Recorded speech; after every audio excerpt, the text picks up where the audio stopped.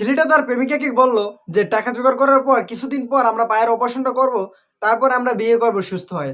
মেয়েটা দাঁড়ায় ধীরে শুনতেছে, কিছু বলতেছে না। এরপরে পাশ দিয়ে একটা স্মার্ট ছেলে এসে বলতেছে, হয়তো আপনার রুমালটা পড়ে গেছে, রুমালটা নেন। মেয়েটা যখনই রুমালটা খুলে দেখি সে জায়গায় একটা চিঠি। চিঠিতে লেখা ছিল যে আপনি কেন অযথা এই পঙ্গু ছেলেটার সাথে আসেন, আপনি আমার কাছে চলে আসেন, আমরা রিলেশনে যাই, খুব সুন্দর একটা জীবনযাপন করতে পারবো, আমরা সারাক্ষণ ঘুরতে পারবো, এনজয় করতে পারবো। এখন ছেলেটা বলতেছে চলো তাড়াতাড়ি বাসায় যাই। মেয়েটা বলতেছে না, তুমি একটু বাসায় যাও, আমার একটু কাজ আছে, এমার্জেন্সি কাজটা সাইডে তারপর আসতেছি। এটা বলে ছেলেটাকে সে পাঠাই দেয়। ছেলেটা ওই যেতে চলে যায়, খোরাইতে খোরাইতে। তারপর মেয়েটা কি করলো, ওই ছেলের বাসায় চলে যায় ডিরেক্ট গিয়া, তার সম্মতিতে মানে তার প্রস্তাবে রাজি হয়ে যায়। একসময় তাদের ভিতরে শারীরিক একটা সম্পর্ক হয়। কিছুদিন পর মেয়েটা তাকে ফোন দেয়, সে ফোন ধরতেছে না। এখন সে তার বাসায় এসে বলে, তুমি আমার ফোন ধরো না কেন, আমাকে অ্যাভয়েড করো কেন? তাও ছেলেটা বলল যে তোমার কাছ থেকে যেটা আমার পাওয়ার ছিল ওইটা আমি পেয়ে গেছি, এখন তোমার সাথে আমার কিসের যোগাযোগ? তারপর মেয়েটা বলে যে এটা কিন্তু কথা ছিল না, তুমি বলছো আমাকে বিয়ে করবা।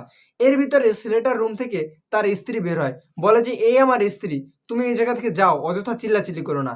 এরপর মেয়েটা কি করলো, তার সেই পঙ্গু আগের বয়ফ্রেন্ডের কাছে চলে আসে।